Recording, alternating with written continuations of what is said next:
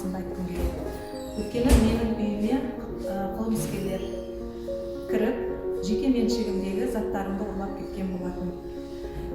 Көше участковыйы Мұханов Бақытжан ағамызға үлкен алғысымды білдіремін.